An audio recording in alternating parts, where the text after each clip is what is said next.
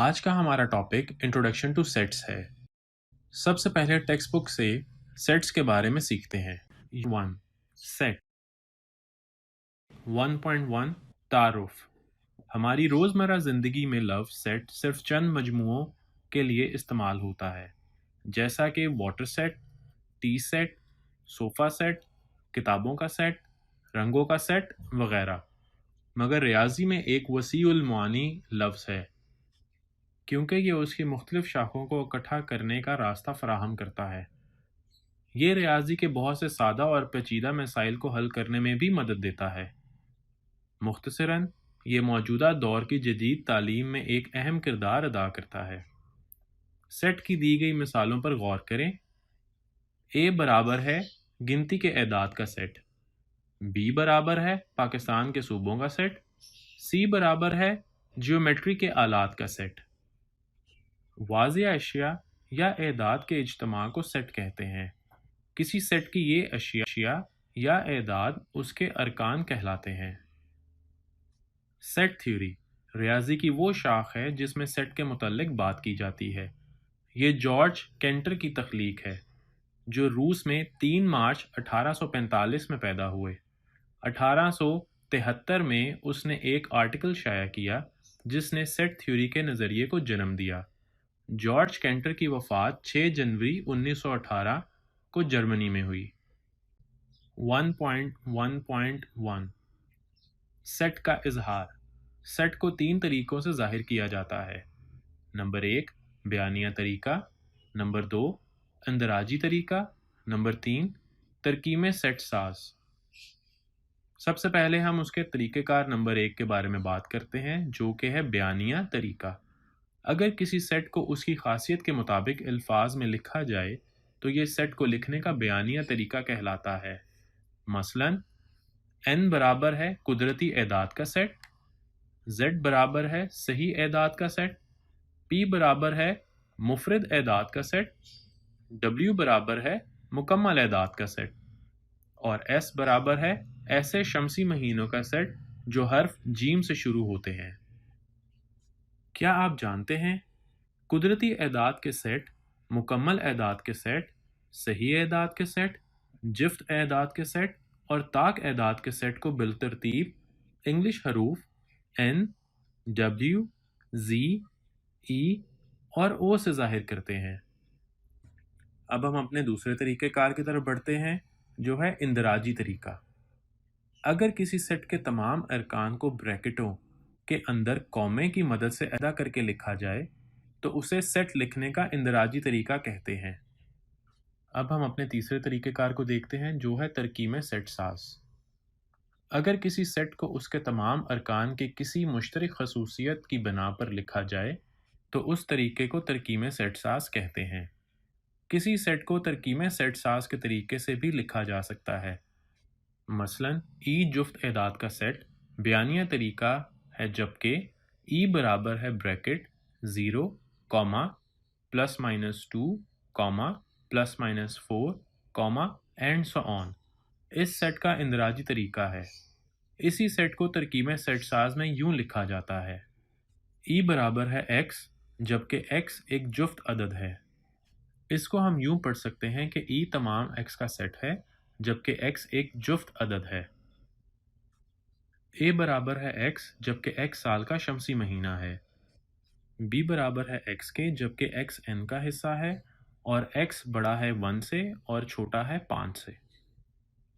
c बराबर है x के, जबकि x w का हिस्सा है और x छोटा या बराबर है 4 के।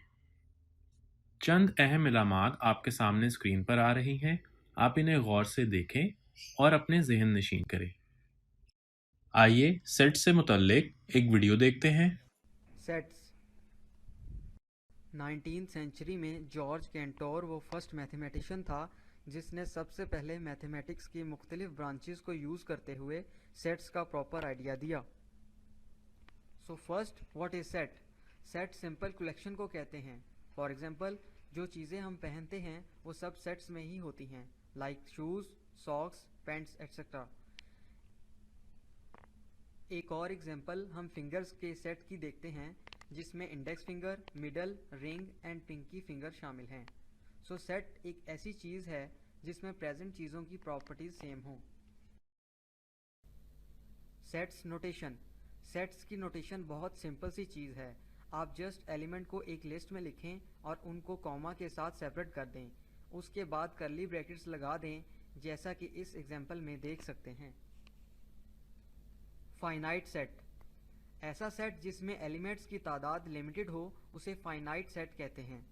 For example, set A which includes natural numbers less than 10 and set B that includes vowel alphabets. So set A and B finite set हैं क्योंकि इनके एलिमेंट्स को काउंट करना इजी है। Infinite set. ऐसा सेट जिसमें एलिमेंट्स की तादाद अनलिमिटेड हो उसे इनफाइनाइट सेट कहते हैं। For example, set A which includes whole numbers, set B contains odd numbers and set C contain natural numbers. So set A, B and C infinite sets हैं क्योंकि इन sets में elements की तादाद unlimited है और इनको काउंट करना मुश्किल है। Empty set. ऐसा सेट जिसमें कोई एलिमेंट ना हो उसे एम्प्टी सेट या नल सेट कहते हैं।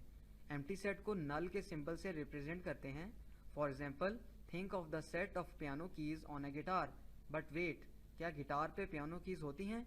The answer is obviously no. So this is known as empty set और नल सेट। Singleton set. ऐसा सेट जिसमें जस्ट एक एलिमेंट हो उसे सिंगलटन सेट कहते हैं। जैसा कि आप इस एग्जांपल में देख सकते हैं कि set A, B and C में जस्ट एक एलिमेंट है। Equal and equivalent sets. दो सेट्स उस वक्त इक्वल या इक्विवेलेंट होते हैं जब उनके दरमियान 1-to-1 कॉरेस्पॉन्डेंस हो, as you see in the example. Subset and superset of a set. ऐसा सेट जिसके तमाम एलिमेंट्स दूसरे सेट में पाए जाएं उसे सबसेट ऑफ अ सेट कहते हैं। इसको F डैश के सिंबल से रिप्रेजेंट करते हैं। एक एग्जांपल को देखते हैं जिसमें सेट A और सेट B हैं। As you see, all the elements of set A are present in set B, so A is a subset of set B. और अगर सेट A सबसेट हो सेट B का तो set B subset A का superset होता है। इसको G के सिंबल से रिप्रेजेंट करते हैं।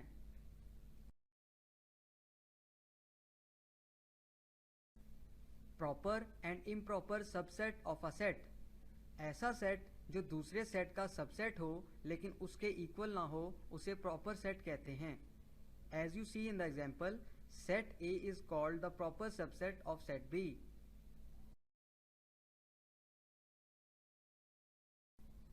वो सबसेट जिसके तमाम एलिमेंट्स गिवन सेट में पाए जाएं उसको इम्प्रॉपर सबसेट कहते हैं। As you see in the example, set A को हम सेट B का इम्प्रॉपर सबसेट कहेंगे। आइए एक और वीडियो देखते हैं। सेट्स। सबसे पहले हम सेट्स की डेफिनेशन को डिस्कस करते हैं। Set well defined distinct objects और सिंबल की कलेक्शन को कहते हैं। ये तमाम ऑब्जेक्ट्स इसके मेंबर्स या एलिमेंट्स कहलाते हैं। अब हम डिफरेंट सेट्स और उनकी नोटेशंस को रिकॉग्नाइज करते हैं। सबसे पहले है set of natural number. Set of natural number को n के साथ डिनोट किया जाता है और मैथमेटिकली इसे इस फॉर्म में लिखा जाता है। Set of whole number. Set of whole number को w के साथ डिनोट किया जाता है और मैथमेटिकली इसे इस फॉर्म में लिखा जाता है। Set of integers. Set of integers को z के साथ डिनोट किया जाता है और मैथमेटिकली इसे इस तरह लिखा जाता है। Set of prime numbers. Set of prime numbers को p के साथ डिनोट किया जाता है और मैथमेटिकली इसे इस फॉर्म में लिखा जाता है। Set of odd numbers. Set of odd numbers को o के साथ डिनोट किया जाता है और मैथमेटिकली इसे इस फॉर्म में लिखा जाता है। Set of even numbers. Set of even numbers को e के साथ डिनोट किया जाता है और मैथमेटिकली इसे इस फॉर्म में लिखा जाता है। Set of rational numbers. Set of rational numbers को q के साथ डिनोट किया जाता है और मैथमेटिकली इसे इस फॉर्म में लिखा जाता है। आइए एक और वीडियो देखते हैं। हमारा आज का लेक्चर सेट्स के ऊपर है। हम लोग बहुत सारे फेमिलियर हैं सेट के साथ। अगर आप अपने घर के अंदर देखें तो आपको घर में अमूमन एक आवाज़ आती है कि डिनर सेट लेके आओ या नाइफ़ का सेट लेके आओ, या जब हम लोग हल चलाते हैं अपनी ज़मीनों में तो वो हल चलाने का भी एक सेट होता है। तो बेसिकली सेट क्या है? आपकी कलेक्शन ऑफ ऑब्जेक्ट है। अब इस कलेक्शन में कुछ भी हो सकता है, लोग हो सकते हैं, कुछ चीज़ें हो सकती हैं, या फिर कोई पेंसिल्स हो सकती हैं, कुछ भी हो सकता है। यानी कि सेट सिर्फ नंबर्स का नाम नहीं है, ये मुख्तलिफ ऑब्जेक्ट्स भी हो सकते हैं। जिस तरह मैंने आपको एग्जांपल दी डिनर सेट, आपके बैग के अंदर जो आपकी बुक्स पड़ी हैं तो 8th क्लास की बुक का सेट, आपकी क्लास के अंदर जो स्टूडेंट बैठे हुए हैं तो आपके स्कूल के हिसाब से आपकी क्लास 8th क्लास में स्टूडेंट्स का सेट। हम कुछ एग्जांपल्स की तरफ मूव करते हैं सेट के ऊपर। फॉर एग्जांपल हमारे पास एक सेट ए है। याद रखिएगा हम सेट को कैपिटल लेटर से डिनोट करते हैं और उसके अंदर जो चीज़ें होती हैं लाइक उनको एलिमेंट कहते हैं, उनको हम स्मॉल लेटर्स से रिप्रेजेंट करते हैं। तो अगर एक ज़ू में हम जाएं और उस ज़ू के अंदर हम कहते हैं कि कुछ एनिमल्स का सेट, उसमें फॉर एग्जांपल टाइगर हो सकता है, लायन हो सकता है, चीता हो सकता है, लेपर्ड हो सकता है, वगैरह वगैरह। अगर हम लोग अल्फ़ाबेट्स का सेट लें तो अल्फ़ाबेट के सेट को हम कैपिटल ए से रिप्रेजेंट कर सकते हैं, कैपिटल बी से रिप्रेजेंट कर सकते हैं, कैपिटल एक्स से रिप्रेजेंट कर सकते हैं, किसी भी कैपिटल लेटर से रिप्रेजेंट करेंगे। और उस सेट के अंदर जो अल्फ़ाबेट्स हम ले रहे हैं उसको हम स्मॉल लेटर्स में रिप्रेजेंट करेंगे, like small A, B, C and so on.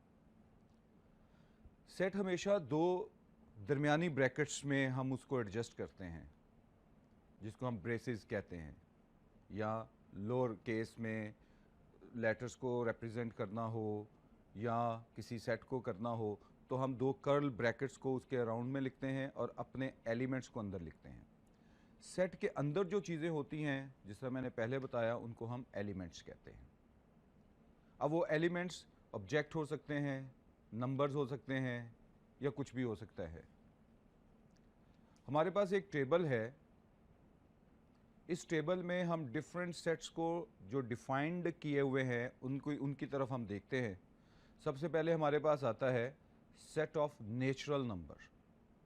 अब नेचुरल नंबर को हम कैपिटल एन से रिप्रेजेंट करेंगे और ये एक मखसूस नंबर हैं जो आपको याद रखने हैं कि set of natural number always start from 1, 2, 3 and so on. Mean that इसमें ज़ीरो शामिल नहीं होता, इसमें कोई नेगेटिव नंबर शामिल नहीं होता। ये 1 से शुरू होगा, जिस तरह हम नंबर्स को काउंट करते हैं, बट इट काउंट फ्रॉम 1। हमारे सामने एक टेबल है। इस टेबल में हम डिफरेंट नोटेशंस के ऊपर बात करेंगे और ये फ्रीक्वेंटली यूज़ होने वाले सेट्स हैं। सबसे पहले हम नेचुरल नंबर की बात करते हैं, सेट ऑफ नेचुरल नंबर। इसको हम कैपिटल एन से रिप्रेजेंट करते हैं और इसमें हमारे पास 1, 2, 3 एंड सो ऑन। इसमें ज़ीरो इंक्लूड नहीं होता और कोई भी नेगेटिव नंबर शामिल नहीं होगा। नेक्स्ट हमारे पास है set of whole numbers.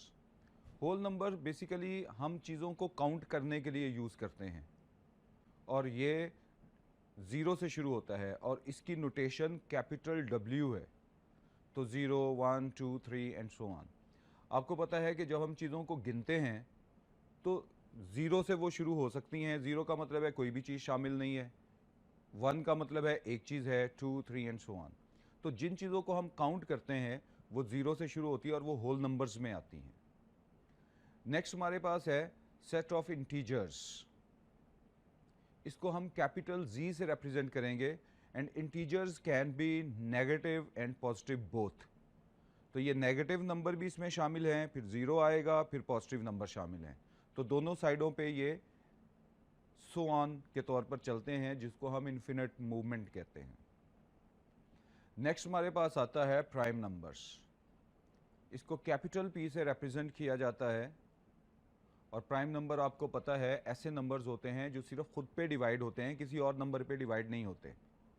For example 2 है, 3 है, 5 है, 7 है, 11 है, 13 है, 17 है।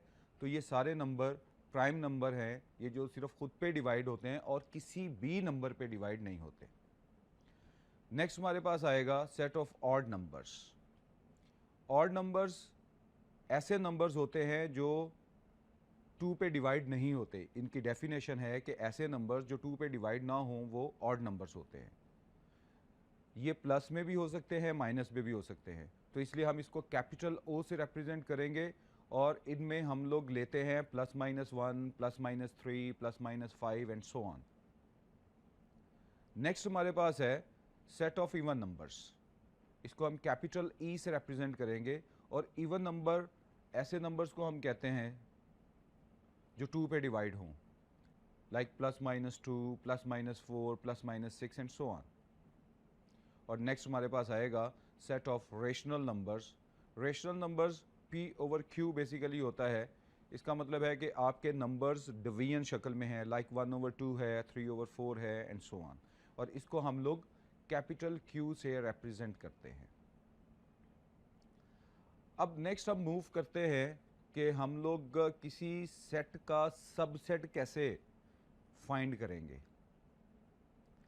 सबसेट बेसिकली क्या होता है, एक सेट में से अगर हम कुछ नंबर चूज कर लें और वो नंबर्स या वो ऑब्जेक्ट उस मेन सेट का हिस्सा अगर है तो चूज किया हुआ सेट बेसिकली हमारा सबसेट होगा।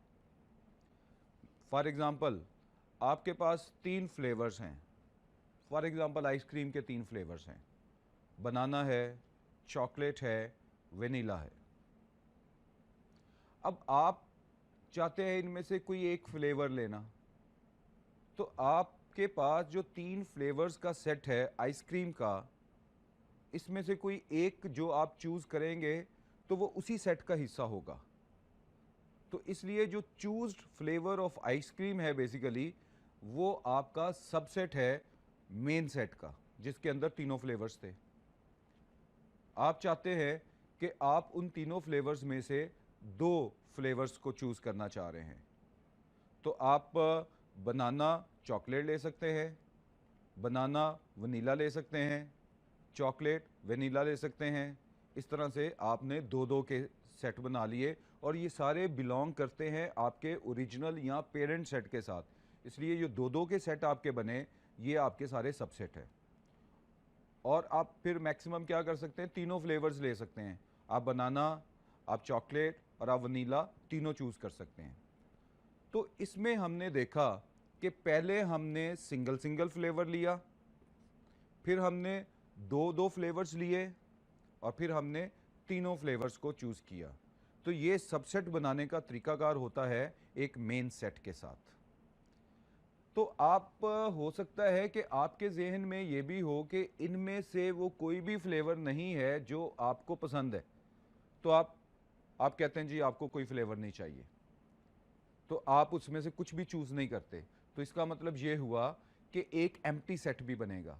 तो आपने याद रखना है कि जब भी आपने किसी सेट से सबसेट्स बनाने हों तो सबसे पहले एम्प्टी सेट, खाली सेट, यानी कि आप उसमें से कुछ भी चूज़ नहीं कर रहे, फिर हर एलिमेंट को एक एक दफ़ा लेना है, फिर 2-2 दफ़ा लेना है, फिर 3-3 दफ़ा एंड सो ऑन, जब तक के सारे वो एलिमेंट पूरे ना हो जाए जो उस सेट के अंदर शामिल हैं।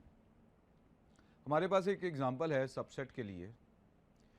हमें एक सेट दिया गया है 2 और 4, हमें इसके सबसेट बनाने हैं। तो वो कैसे बनेंगे, हम 2 को अलग लेंगे, 4 को अलग लेंगे, फिर 2 और 4 को इकट्ठा ले लेंगे और फिर एम्प्टी सेट भी लेंगे। तो हमारे पास 2 और 4 के जो सबसेट बनेंगे वो एक एम्प्टी सेट होगा।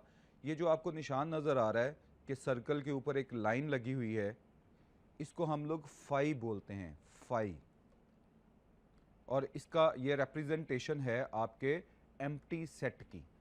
तो या तो आप खाली 2 ब्रैकेट्स लगा दें, वो भी एम्प्टी सेट को रिप्रेजेंट करेगा, या आप फाई लिख दें, वो भी एम्प्टी सेट को रिप्रेजेंट करेगा। फिर आपने 2, 4 सेपरेट लिया और फिर 2 और 4 को इकट्ठा लिया, तो इस तरह से आप सबसेट बना सकते हैं। आपकी एक्सरसाइज 1.1 का क्वेश्चन नंबर 1 जो है वो इसी पे है, और आप अब उसको खुद ट्राई करें एंड इंशाल्लाह आप उसको इजीली कर लेंगे। तो याद रखिएगा, सबसेट बनाने के लिए सबसे पहले एम्प्टी सेट लेना है, खाली सेट, जिसको आप 5 या 2 ब्रैकेट्स, ओपन ब्रैकेट्स या खाली, उसके अंदर कुछ नहीं लिखना, वो एम्प्टी सेट को जाहिर करेगा। उसके बाद हर एलिमेंट को अलग अलग, फिर 2-2 के जोड़े, फिर 3-3 एंड सो ऑन, उस वक्त तक जब तक सारे पूरे नहीं हो जाते। चंद एमसीक्यूज की मदद से अपना कॉन्सेप्ट मजीद क्लियर करते हैं।